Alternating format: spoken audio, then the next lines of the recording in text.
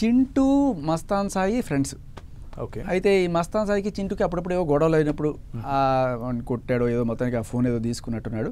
ఆ ఫోన్ తీసుకున్నప్పుడు దాంట్లో ఉన్న రికార్డ్స్ ఏవో ఉన్నాయి.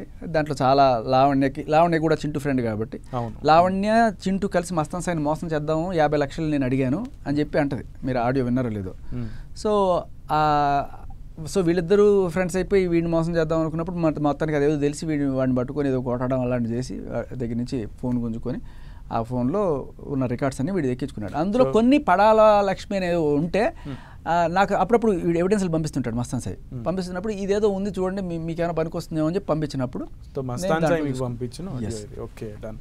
అయితే ఇప్పుడు అమ్మాయి ఎంత ఎలిగేషన్స్ చేస్తుంది మీడియాలో, అంతంత పెద్ద పెద్ద స్టేట్మెంట్స్, ఓ పక్కన సూపరింటెండెంట్ ఆఫ్ పోలీస్ మీద అండ్ మీ మీద. ఒక్కసారి మీరు జస్ట్ ఈ విషయంలో ఎస్ మీరు అన్నది కరెక్టే, ఇన్ని ప్రూఫ్లు చూపించిన తర్వాత కానీ మాకు కూడా ఒక క్లారిటీ రాలేదు, ఓకే తను ఇట్లానా అని. కానీ అందరికీ అది వినే అవకాశం రాదు కాబట్టి సో మీ వైపు మీ వర్షన్ని చూపించాలి అన్న ఉద్దేశంతో మిమ్మల్ని పిలవడం జరిగింది. సో ఇప్పుడు ఏం చేయబోతున్నారు? నేను కేసు పెట్టాను, ఈ ఆడియో తీసుకెళ్ళాను, పోలీసులకు వినిపించాను. అయ్యా నాకు ప్రాణహాని ఉంది, నిజానికి ప్రాణహాని ఉంది నాకు. అవును, ఆ కాల్లో కూడా మిమ్మల్ని చంపేయాలన్నంత పెద్ద ప్లాన్ ఇది. అదే ఒక సినిమా లెవెల్లో అనుకుంటున్నామని చింటూ కట్ చేశాడు. కానీ ఒకవేళ అతను కూడా ఎంకరేజ్ చేసే లెక్క అయితే అతను కాకపోతే ఇంకొకరి దగ్గరికి వెళ్తుంది కదా. ఇదే ఈ థాట్ ఉన్న వ్యక్తి, అదే ఆవిడ దగ్గర ఆల్రెడీ మనుషులు ఉన్నారు, మీరు నాకు డబ్బులు ఇవ్వండి నేను క్లోజ్ చేస్తానంటుంది, నాకు కొంచెం బడ్జెట్ ఇవ్వండి అంటే కొంతమంది మనుషులకి డబ్బులు పెట్టి నన్ను కొట్టిదారు అంటే she has some gang. Okay, ఇది అర్థమవుతుంది కదా మీకు. అవును. సో ఇలాంటివి ఇంతకుముందు ఇవి చేయొచ్చు ఉండకపోతే ఇలా మాట్లాడరు. She has this criminal history of మనుషులు కొట్టించడాలు చంపించడాలు ఎన్ని చేసిందో తెలియదు. ఇవన్నీ కూడా బయటికి తీయాలి పోలీసులు ఇప్పుడు. ఓకే, మీరు కంప్లైంట్ ఇవ్వడానికి పోలీసుల దగ్గరికి వెళ్ళాను, కంప్లైంట్ ఇచ్చాను, ఇవన్నీ విన్న తర్వాత తీసుకున్నారు, కంప్లైంట్ తీసుకున్నారు. సో మేబీ వాళ్ళు పరిశీలిస్తున్నారు. ఎఫ్ఐఆర్ అయినప్పుడు నేను నాట్ ఇట్ ఇంకా ఫైల్ అవ్వలేదు కేసు, చూడాలి ఎప్పుడవుతుందో. మగాళ్ళకి సంబంధించిన ఇన్ని ప్రూఫ్స్ చూపించిన తర్వాత కూడా ఎందుకు పోలీసులు అంత ఆలోచించాల్సి వచ్చింది అంటే ఏం చెప్తారు? అంటే నేనైతే నిందలైతే ఇద్దాం అనుకోవట్లేదు. ఈవిడేదో ఇన్ఫ్లుయెన్స్ చేసింది అని. నాకు తెలిసి పంజగుట్ట పోలీస్ స్టేషన్లో సిఏ గారు is a very nice person, very gentlemen, చాలా నిజాయితీ పరులు.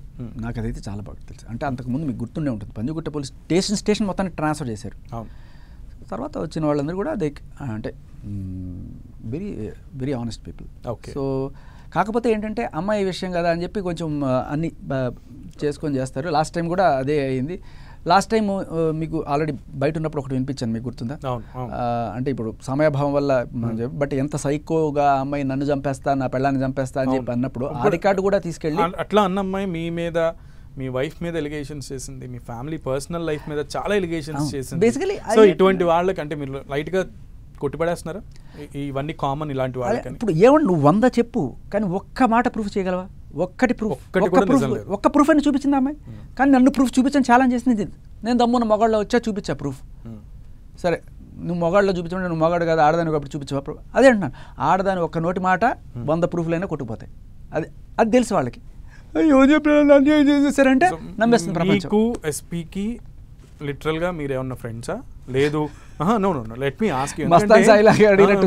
ఎందుకంటే ఆఫ్ కోర్స్ ఇప్పుడు ఆవిడ చేస్తుంది ఏంటంటే మీ వెనక షాడోగా, మీ వెనక ఒక షాడో ఉంది, షాడో ఎస్పీ అని చెప్తుంది. అదేంటున్నా ఎస్పీకి మీకు నాకే కాదు, నాకు ఎస్పీకి, సుశాంత్కి, నరేష్కి మేమందరం కూడా ఒక టీమప్ అయిపోయి, నాకు చిన్నప్పటి నుంచి వీళ్ళందరూ ఫ్రెండ్స్, అందరం కూడా చెడ్డీ వేసుకుని క్రికెట్ ఆడుకునేవాళ్ళం మేమంతా ఎస్పీ.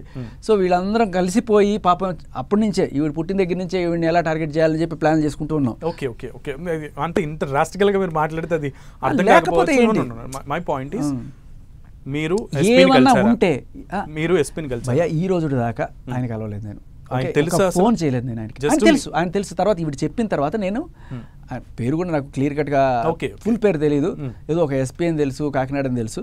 బట్ తర్వాత మాత్రం ఈవిడ చెప్పిన తర్వాత నేను ఎంక్వైరీ మొదలు పెట్టిన తర్వాత ఈవిడ అన్నీ తెప్పించా, డీజీపీ ఆఫీస్లో ఇచ్చిన కంప్లైంట్లు మొత్తం ఈవిడ పేరుతో సెర్చ్ చేసి అన్ని మనకు నెట్వర్క్ పడితే అప్పుడు ఆయన మీద ఇచ్చిన కంప్లైంట్ ఏదైతే ఉందో పోలీస్ స్టేషన్లో కాదు, ఇప్పుడు పోలీస్ స్టేషన్లో కంప్లైంట్ ఇచ్చింది అనుకోండి, నా మీద అయితే టక్కుమని ఎఫ్ఐఆర్ అయిపోద్ది, ఎందుకంటే మన సామాన్యులం కదా. అదే ఎస్పీ మీద పెడితే అవుతుందా? అవ్వదు. సో ఆయన మీద ఏం చేయాలి, ప్రైవేట్ లాయర్ని పెట్టుకొని ఇచ్చింది కంప్లైంట్. దానికి ఇంకా ఏ భాగ్యం. తన మైండ్ సెట్ని చూస్తుంటే ఒక ఎస్పీ మీద కంప్లైంట్ చేయాలంటే ఒక కామన్ లేడీకి it's not that much easy. ఒకటి. రెండోది ఎలిగేషన్స్ చేస్తున్నారు, మామూలుగా చేయట్లేదు. మూడోది కాల్ రికార్డులో చూస్తే మీ గురించి ఏకంగా హత్య చేయాలి, పామును కొట్టి కొట్టి కొట్టి కొట్టి చంపాలి అన్న రేంజ్లో ఆవిడ మాట్లాడుతుంది. ఆవిడకు టీం ఉందన్నట్టుగా చెప్తుంది. ఇంత ఇంత అంటే ఇంత అగ్రెసివ్గా ఒక బ్లైండ్గా ముందుకెళ్ళిపోతున్న అమ్మాయికి బ్యాక్గ్రౌండ్ ఎవరు ఉండొచ్చు అని మీరు అనుకుంటున్నారు? లావణ్య డౌట్ ఏముంది, నీకు ఆల్రెడీ వినిపించే కదా, లావణ్య తమ్ముడు ఉన్నాడు కార్తీక్, అతను కూడా చంపడానికి రెడీగా ఉన్నాడు. ఎవరెవరైతే శేఖర్ భాష ఎనిమిస్ ఉన్నారో వాళ్ళందరినీ కూడా ఒక లైన్లో పెట్టి చంపేద్దాం. అది. సో ఈ విషయం అంటే ఇప్పుడు పడాల లక్ష్మీనారాయణ అనే మనిషి అలియాస్ వర్రే లక్ష్మీనారాయణ అలియాస్ కొత్తకోట లక్ష్మీనారాయణ అలియాస్లు ఇంకెన్నున్నాయో తెలియదు మనకి. ఓకే, మీకు తెలిసినంత మటుకు ఇవి. ఆ అమ్మాయి మీ మీద కావాలని ఇప్పుడు ఎలిగేషన్ చేయడానికి, మిమ్మల్ని ఎస్పీని ఒక ఫ్రెండ్స్గా పోర్ట్రేట్ చేస్తూ మాట్లాడడానికి వెనక లావణ్య కారణం. రేపు ఇంకొకళ్ళు ఎవరన్నా ఆవిడ ఇట్లా చేసిన దురాఘాతాల మీద కేసు పెట్టారనుకోండి, వాడు శేఖర్ భాషకి కనెక్షన్ అయిపోయి నన్ను చేశారు. శేఖర్ భాష క్రిమినల్ బ్రెయిన్, మీకు ఆల్రెడీ ఆవిడ క్రిమినల్ బ్రెయిన్ అర్థమైంది కాబట్టి దిస్ ఈస్ నథింగ్ ఎలిగేషన్. చాలా క్లియర్గా మాట్లాడుతుంటాను. ఎగ్జాక్ట్లీ.